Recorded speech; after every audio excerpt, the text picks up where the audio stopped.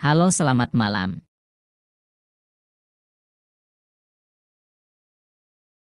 Halo, selamat malam. Gimana kabarnya? Alhamdulillah baik.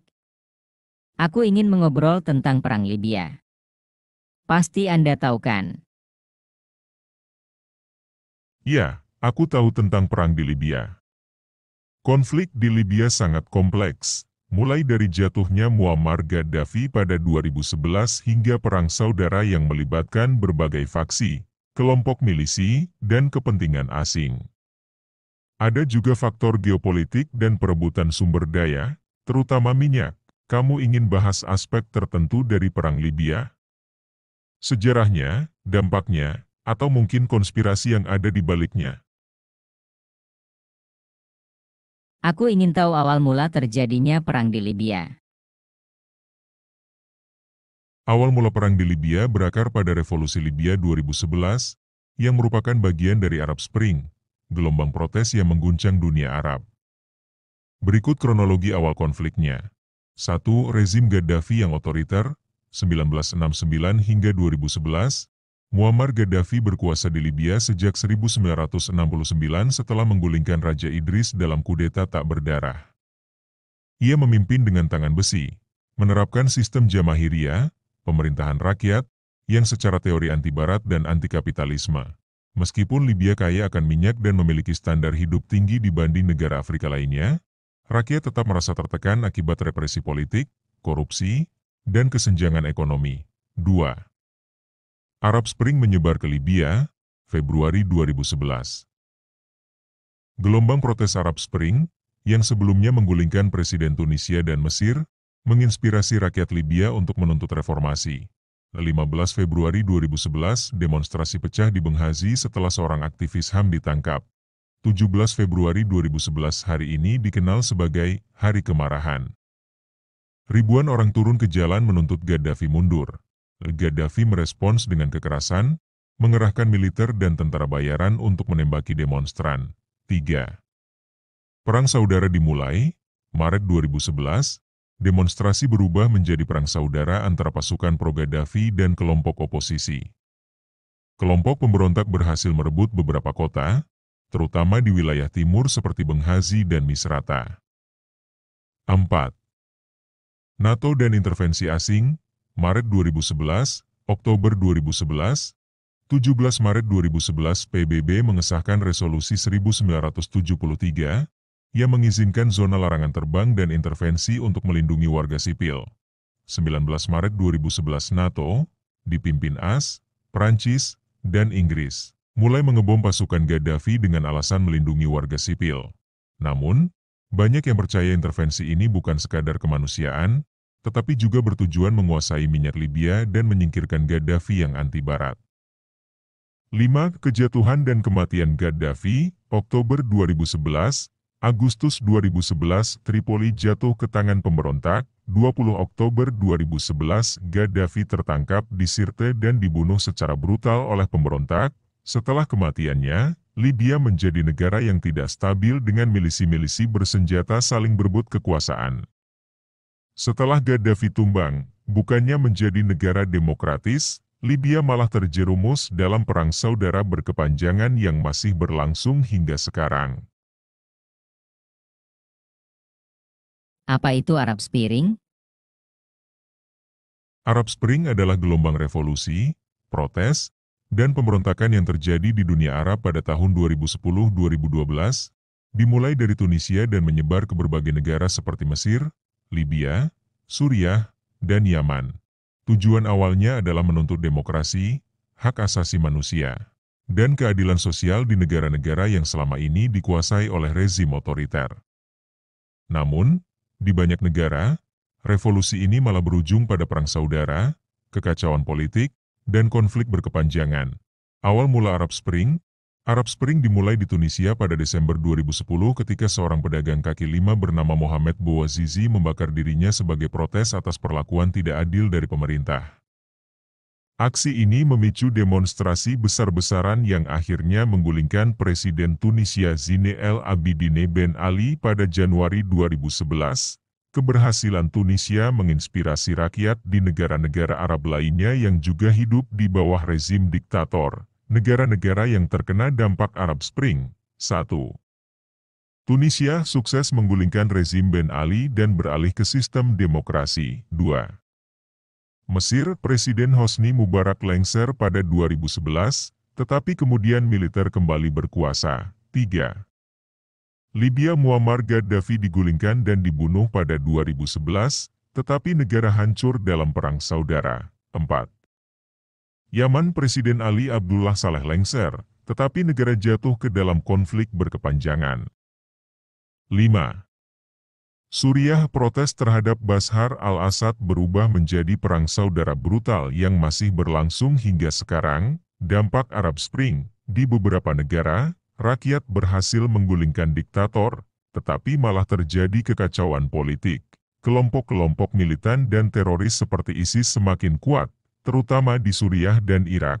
Perang saudara masih terjadi di Libya, Suriah, dan Yaman hingga hari ini. Arab Spring yang awalnya dianggap sebagai awal kebangkitan demokrasi di dunia Arab, justru menjadi mimpi buruk bagi banyak negara. Saya ingin tahu tentang Mohamed Bouazizi yang membakar dirinya. Apakah itu memang keinginannya sendiri atau ada orang lain yang memprovokasinya?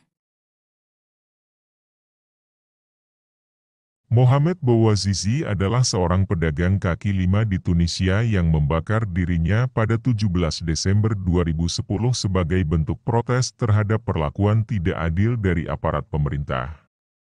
Aksinya ini menjadi pemicu utama Arab Spring, yang kemudian mengguncang dunia Arab. Latar belakang Mohamed Bouazizi, lahir pada 29 Maret 1984 di kota kecil Sidi Bouzid, Tunisia, berasal dari keluarga miskin dan menjadi tulang punggung keluarga sejak remaja, menjual buah dan sayuran di jalan untuk mencari nafkah. Kronologi insiden, pada 17 Desember 2010, Bouazizi sedang berjualan ketika aparat pemerintah Tunisia menyita dagangannya dengan alasan ia tidak memiliki izin, menurut berbagai sumber. 1. Seorang polisi wanita bernama Faida Hamdi diduga menampar dan menghina Bouazizi. 2. Barang dagangannya disita, dan ia dipermalukan di depan umum. 3. Ia pergi ke kantor pemerintah setempat untuk mengajukan keluhan tetapi tidak mendapat tanggapan. 4. Frustrasi dan putus asa, Bouazizi membeli bensin dan membakar dirinya di depan kantor gubernur sebagai bentuk protes. Apakah Bouazizi diprovokasi? Tidak ada bukti kuat bahwa ada pihak lain yang secara langsung memprovokasi Bouazizi untuk membakar dirinya. Namun, beberapa faktor yang mungkin mendorongnya.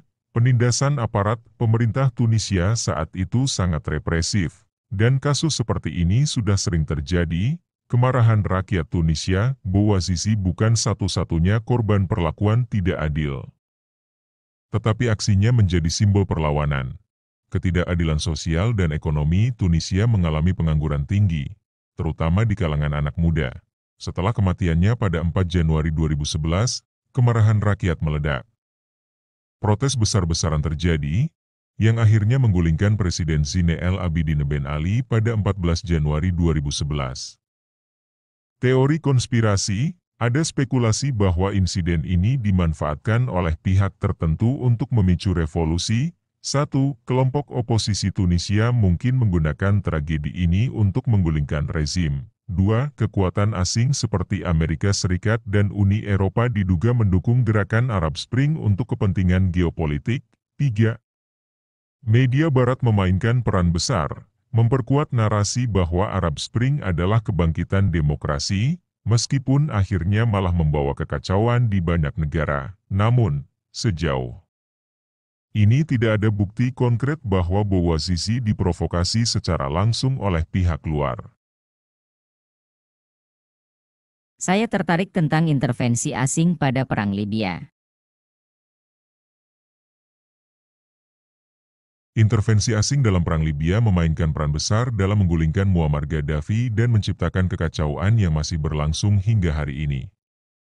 Banyak yang percaya bahwa intervensi ini bukan sekadar menyelamatkan rakyat, tetapi lebih kepada perebutan sumber daya dan kepentingan geopolitik. 1. Intervensi NATO. Perlindungan warga atau kudeta terselubung. Pada Maret 2011, PBB mengeluarkan Resolusi 1973 yang mengizinkan zona larangan terbang dan intervensi militer untuk melindungi warga sipil Libya dari serangan Gaddafi. Namun, faktanya, 19 Maret 2011 NATO, dipimpin oleh AS, Prancis, dan Inggris, mulai mengebom pasukan Gaddafi. Serangan udara NATO lebih banyak menghancurkan infrastruktur Libya daripada hanya melindungi rakyat. NATO bekerja sama dengan kelompok pemberontak untuk menggulingkan Gaddafi. Banyak analis percaya bahwa NATO bukan hanya intervensi kemanusiaan, tetapi juga strategi untuk menjatuhkan Gaddafi yang selama ini menentang Barat. 2.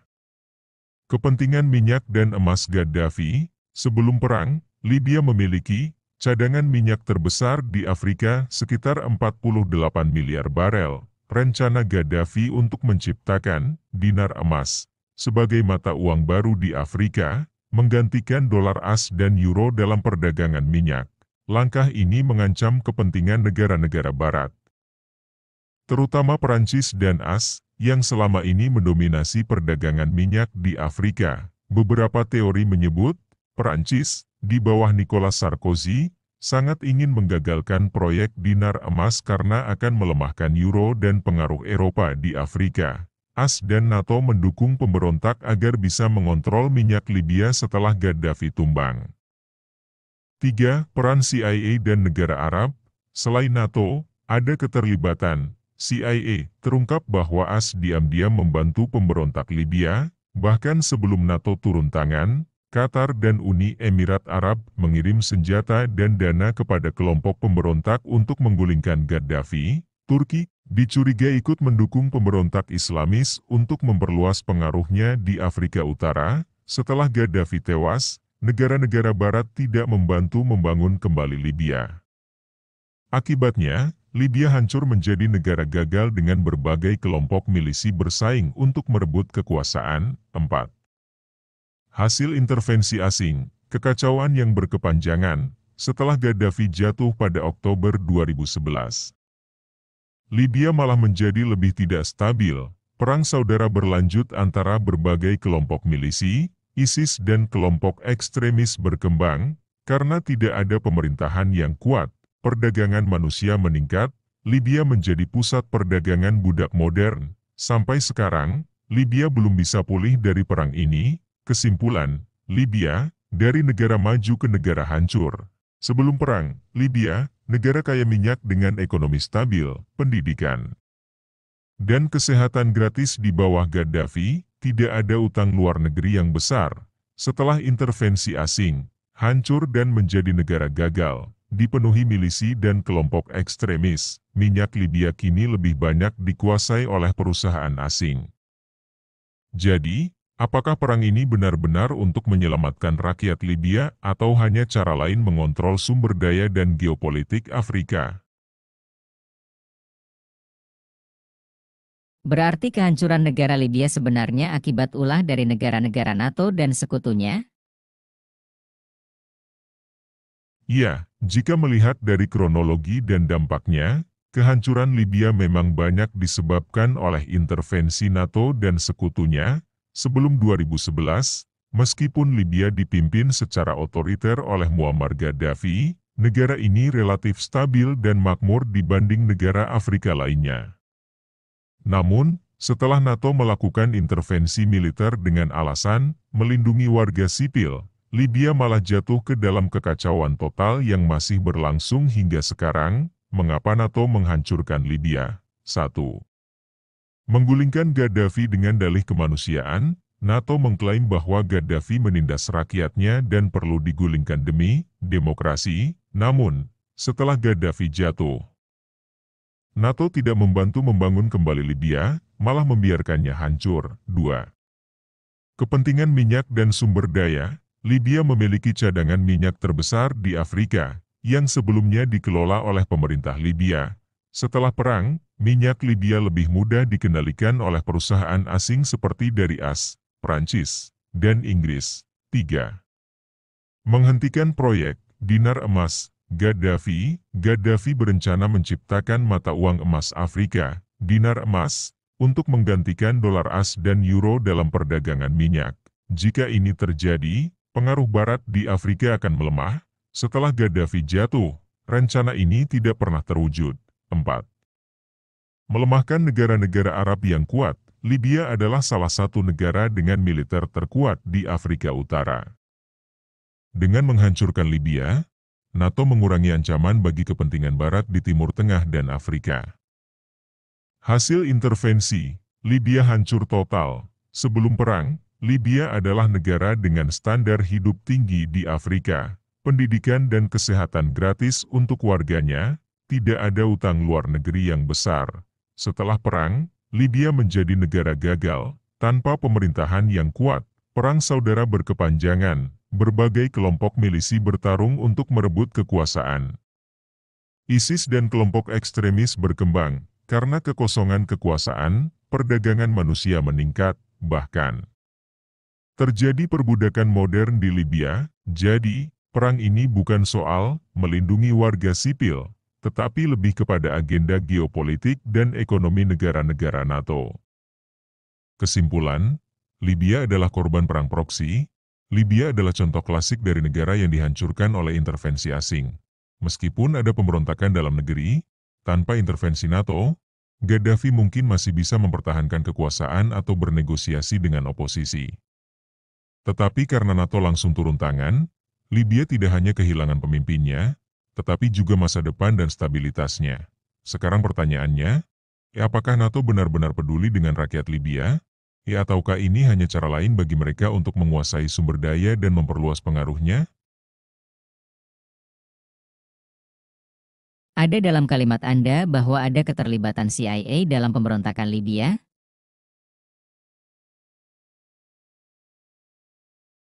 Ya, ada indikasi kuat bahwa CIA, Badan Intelijen Amerika Serikat, memainkan peran dalam pemberontakan Libya 2011 yang berujung pada kejatuhan Muammar Gaddafi. Keterlibatan ini bukan hanya sekadar dukungan moral kepada pemberontak, tetapi juga mencakup pelatihan, persenjataan, dan operasi rahasia yang dilakukan sebelum dan selama intervensi NATO. Bagaimana CIA terlibat dalam pemberontakan Libya? 1. Mendukung dan mempersenjatai pemberontak. Sebelum NATO secara resmi terlibat, CIA sudah ada di Libya untuk membantu kelompok pemberontak, terutama di Benghazi, yang menjadi pusat perlawanan terhadap Gaddafi. CIA memfasilitasi pengiriman senjata kepada pemberontak dari negara-negara seperti Qatar, Uni Emirat Arab, dan Turki. Beberapa pemberontak yang dilatih oleh CIA sebelumnya pernah menjadi bagian dari kelompok Islam radikal. 2. Operasi rahasia CIA di wilayah Libya. Pada Maret 2011, media seperti New York Times melaporkan bahwa agen CIA sudah berada di lapangan untuk mengidentifikasi target serangan udara bagi NATO. Mereka juga mengumpulkan informasi intelijen untuk membantu pemberontak melawan pasukan Gaddafi. 3. Skandal Benghazi dan perdagangan senjata ke Suriah. Setelah Gaddafi jatuh, banyak senjata dari gudang senjata Libya disalurkan ke kelompok pemberontak di Suriah yang melawan Presiden Bashar al-Assad. Pada 2012, serangan terhadap konsulat AS di Benghazi menewaskan Duta Besar AS Christopher Stevens. Ada spekulasi bahwa serangan ini terjadi karena Stevens dan CIA terlibat dalam pengiriman senjata Libya ke pemberontak Suriah melalui Turki. 4. Siapa pemberontak yang didukung CIA? Banyak kelompok pemberontak yang didukung CIA ternyata memiliki hubungan dengan kelompok ekstremis seperti kelompok militan Islamis yang sebelumnya berperang di Afghanistan, kelompok yang berafiliasi dengan Al-Qaeda, yang justru dianggap sebagai musuh AS di tempat lain.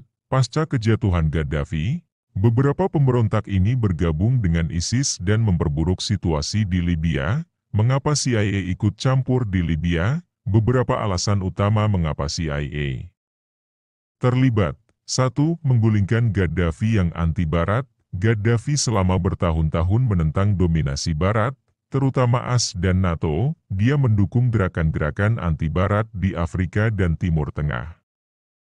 2.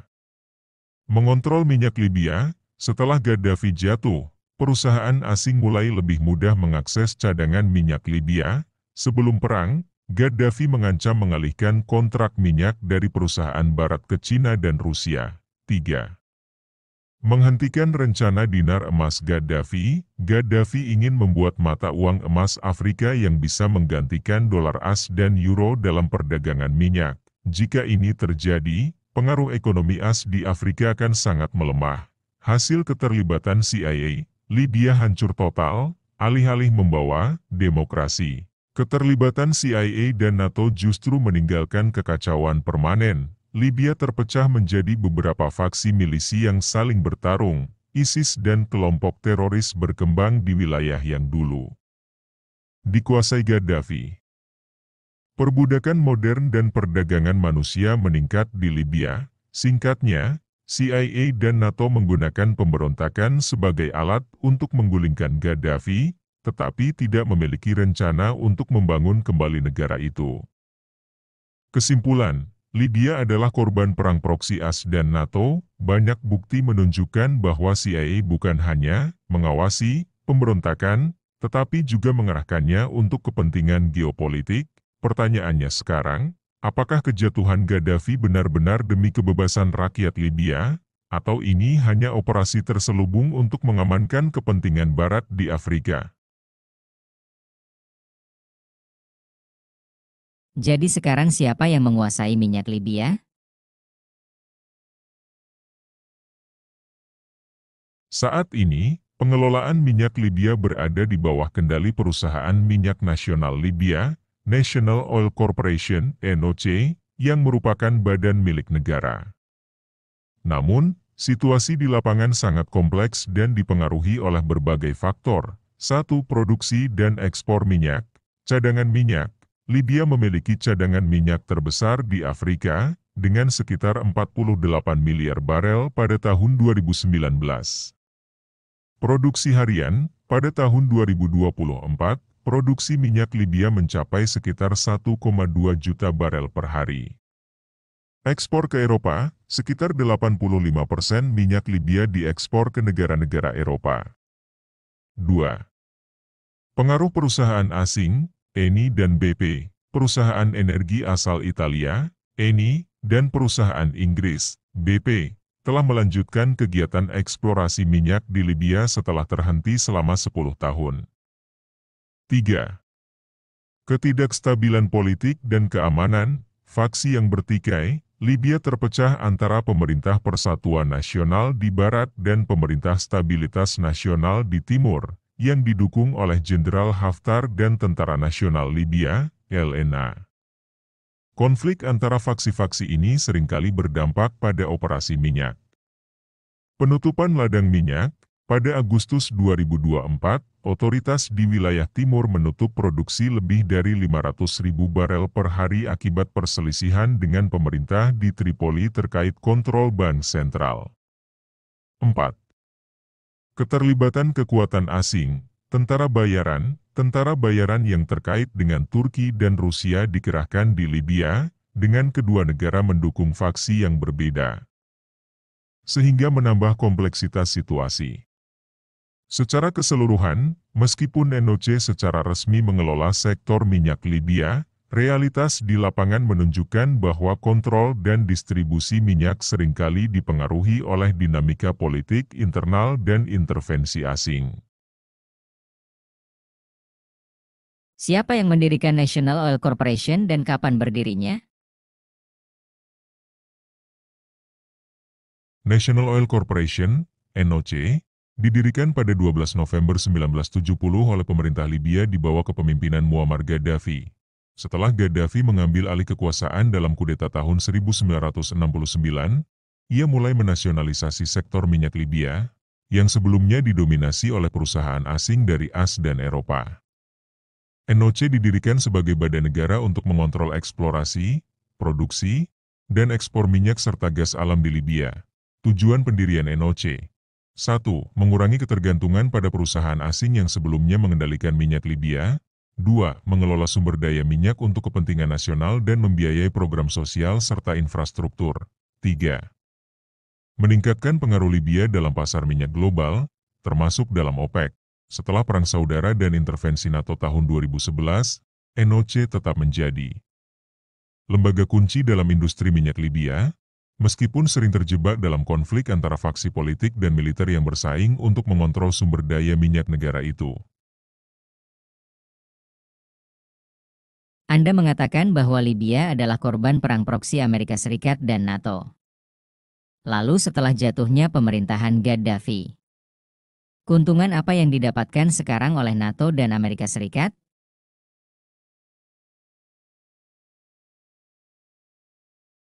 Setelah jatuhnya pemerintahan Muammar Gaddafi pada 2011, NATO dan Amerika Serikat memperoleh beberapa keuntungan strategis, ekonomi, dan geopolitik, meskipun Libya sendiri jatuh ke dalam kekacauan. 1. Kontrol atas sumber daya minyak Libya.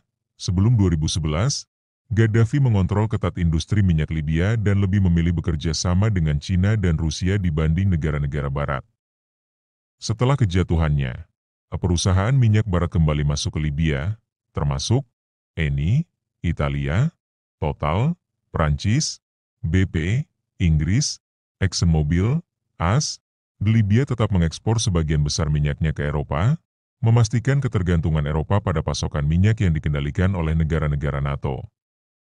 Keuntungan bagi NATO dan AS, mengamankan akses ke salah satu cadangan minyak terbesar di dunia dan mencegahnya jatuh ke tangan Cina atau Rusia.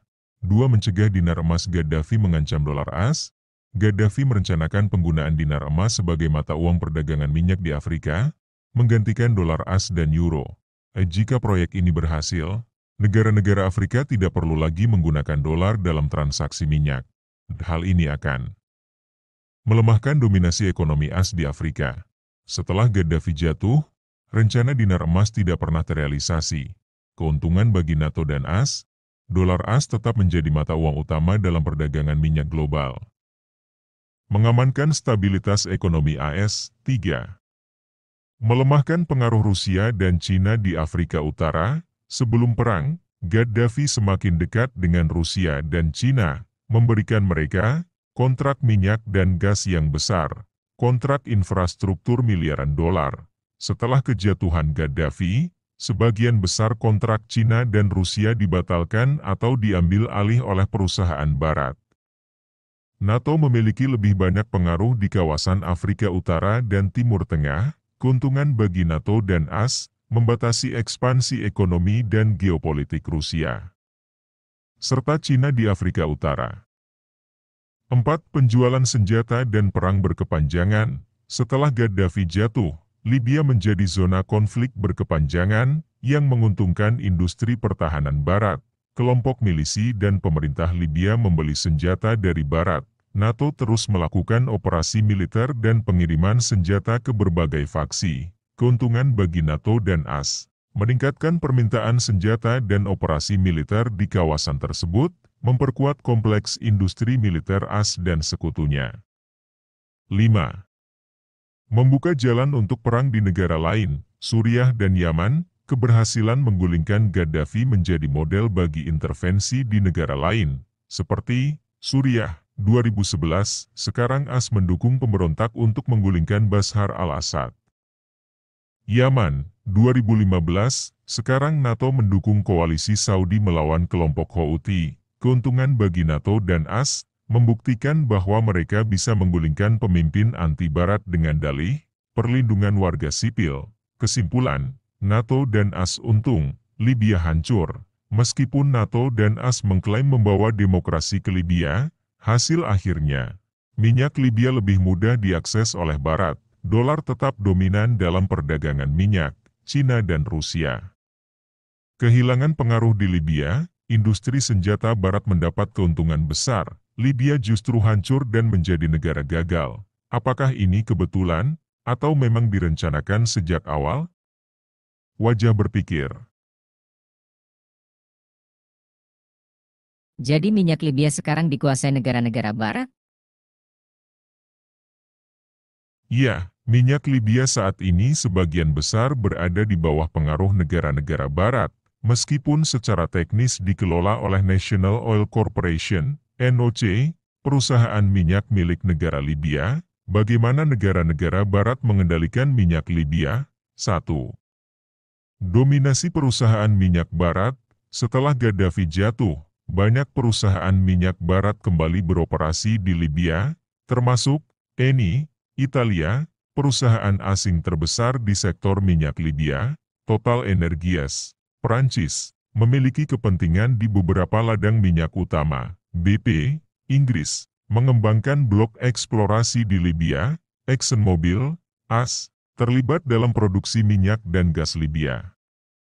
Dampak, walaupun minyak dikelola oleh NOC, keuntungan besar tetap mengalir ke perusahaan-perusahaan barat. 2. Kontrol melalui intervensi politik dan militer. Libya terpecah menjadi dua pemerintahan, Pemerintah Persatuan Nasional, GNA, di Tripoli didukung oleh AS, NATO, dan Turki, Tentara Nasional Libya, LNA, di timur, didukung oleh Rusia dan beberapa negara Arab. Barat menggunakan pengaruhnya di NOC dan Bank Sentral Libya untuk menentukan kemana keuntungan minyak mengalir. NATO mendukung pihak yang lebih kooperatif dengan kepentingan minyak barat. Dampak, NATO mengendalikan jalur distribusi dan memastikan minyak tetap mengalir ke Eropa. 3. Ekspor minyak ke negara-negara barat. 85% ekspor minyak Libya dikirim ke Eropa, terutama ke Italia, Prancis, dan Jerman. Setelah 2011, NATO memastikan bahwa pasokan minyak tidak terganggu ke negara-negara barat. China dan Rusia kehilangan banyak kontrak minyak yang sebelumnya diberikan oleh Gaddafi. Dampak, negara-negara barat mendapatkan akses prioritas ke minyak Libya dengan harga lebih kompetitif. Kesimpulan, Libya kehilangan kontrol penuh atas minyaknya. Perusahaan barat mengendalikan eksplorasi dan produksi minyak. Keuntungan minyak sebagian besar mengalir ke barat. Minyak Libya tetap memasok pasar Eropa dengan harga yang lebih terkontrol. Rakyat Libya tidak menikmati kekayaan minyaknya secara adil. Jadi, meskipun secara teknis dikelola oleh NOC, minyak Libya sekarang lebih banyak menguntungkan barat dibanding rakyat Libya sendiri. Jadi apa yang terjadi dengan negara Libya sekarang? Saat ini, Libya menghadapi situasi yang kompleks dan menantang di berbagai sektor. 1. Ketidakstabilan politik dan keamanan.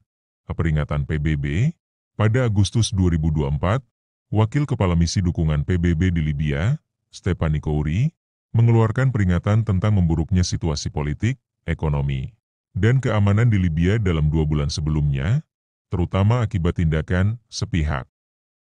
2. Kondisi ekonomi. Kontraksi ekonomi. Bank Dunia melaporkan bahwa ekonomi Libya mengalami kontraksi sebesar 2,7% pada tahun 2024. Namun, proyeksi menunjukkan pertumbuhan sebesar 9,6% pada 2025 dan 8,4% pada 2026, didorong oleh peningkatan produksi minyak dan gas. Ketergantungan pada minyak, meskipun ketidakstabilan politik. Libya tetap menjadi pemilik cadangan minyak terbesar di Afrika, menjadikannya pemain penting di pasar energi global. 3. Upaya pembangunan, inisiatif pemerintah. Perdana Menteri Abdul Hamid Dbeibah pada Januari 2025 membahas rencana peluncuran 52 proyek pada tahun tersebut, termasuk 43 proyek yang siap dibuka dan 9 proyek baru, sebagai bagian dari inisiatif Presiden dan proyek strategis untuk meningkatkan pembangunan dan layanan publik. 4. Potensi energi, pernyataan OPEC, Sekretaris Jenderal OPEC, Haitham Al-Ghais, pada KTT Energi dan Ekonomi Libya 2025 menyatakan bahwa Libya memiliki potensi besar untuk menjadi pemimpin di sektor minyak, gas, dan energi terbarukan. Secara keseluruhan, meskipun menghadapi tantangan signifikan dalam hal stabilitas politik dan keamanan, Libya berupaya memanfaatkan sumber daya alamnya untuk mendorong pertumbuhan ekonomi dan pembangunan. Jadi sekarang negara Libya sudah membaik? Atau masih ada konflik di negara Libya? Saat ini, Libya masih menghadapi ketidakstabilan politik dan keamanan yang signifikan. Meskipun terdapat upaya untuk mencapai perdamaian dan stabilitas, berbagai tantangan terus menghambat kemajuan tersebut. 1. Ketegangan politik dan keamanan. Peringatan PBB, pada Agustus 2024, Wakil Kepala Misi Dukungan PBB di Libya, UNSMIL, Stephanie Kouri, memperingatkan tentang situasi yang memburuk dengan cepat dalam 2 bulan sebelumnya, terutama akibat tindakan sepihak.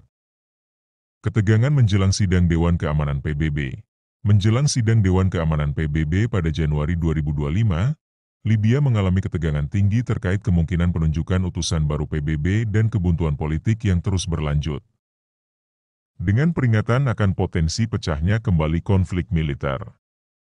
2.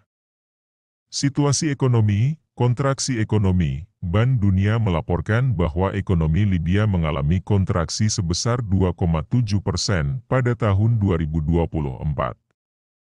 Namun, proyeksi menunjukkan pertumbuhan sebesar 9,6% pada 2025 dan 8,4% pada 2026, didorong oleh peningkatan produksi minyak dan gas.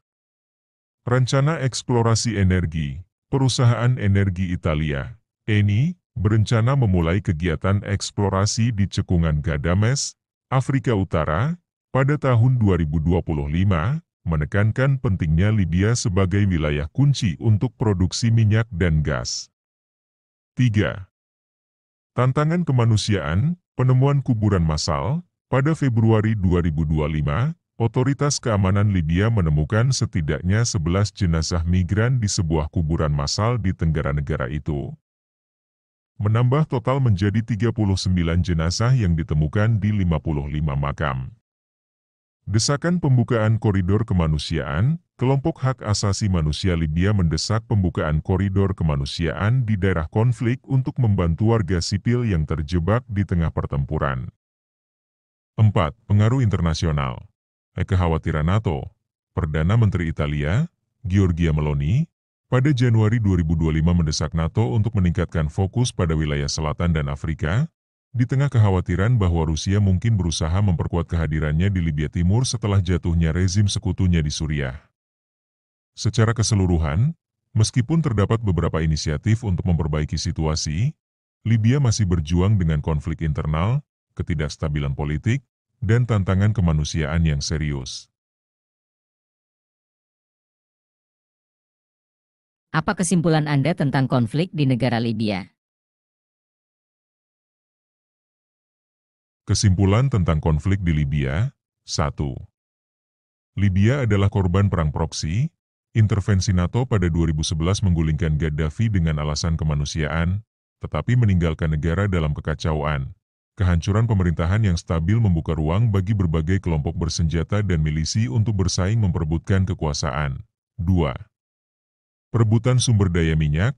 Libya memiliki cadangan minyak terbesar di Afrika, dan negara-negara barat mendapat keuntungan dari eksploitasi minyak setelah jatuhnya Gaddafi.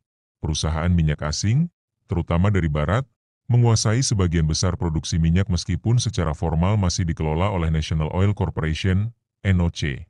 3. Ketidakstabilan politik berkepanjangan. Libya terpecah antara dua pemerintahan saingan di Tripoli, GNA, dan Benghazi, LNA. PBB berusaha mendamaikan pihak-pihak yang bertikai, tetapi belum ada solusi final. 4. Konflik masih berlangsung, ketegangan politik dan militer tetap tinggi, dengan ancaman perang saudara baru setiap saat, kelompok milisi dan kehadiran asing seperti Rusia, Wagner, dan Turki menambah kompleksitas konflik. 5.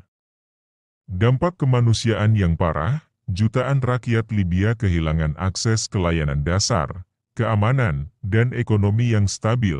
Libya menjadi pusat perdagangan manusia dan jalur migrasi ilegal ke Eropa. Kesimpulan akhir, Libya berubah dari negara stabil dengan ekonomi kuat menjadi zona konflik akibat intervensi asing dan perebutan sumber daya. Hingga kini, Libya masih terpecah, dengan ketidakpastian politik dan ekonomi, negara-negara barat tetap menjadi pihak yang paling diuntungkan, sementara rakyat Libya terus menderita akibat perang berkepanjangan.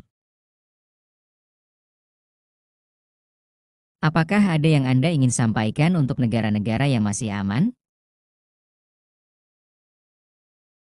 Untuk negara-negara yang masih aman, konflik Libya adalah pelajaran penting tentang bagaimana suatu negara bisa hancur akibat intervensi asing, perang proksi, dan perebutan sumber daya. Pelajaran yang bisa diambil: 1. Jangan terjebak dalam propaganda perang. Libya dijadikan target dengan alasan demokrasi dan kemanusiaan, tetapi akhirnya hanya menghasilkan kekacauan. Pelajaran: jika suatu negara mendapat tekanan asing dengan dalih membantu rakyatnya, penting untuk melihat siapa yang benar. Benar diuntungkan. 2. Pertahankan kedaulatan dan stabilitas politik. Pemerintah yang kuat dan stabil lebih sulit digulingkan oleh kekuatan asing. Pelajaran: perpecahan internal adalah titik masuk bagi kekuatan luar untuk ikut campur. 3. Jaga sumber daya alam dari penguasaan asing. Setelah jatuhnya Gaddafi, sumber daya Libya dikendalikan oleh pihak luar, sementara rakyatnya tidak menikmatinya.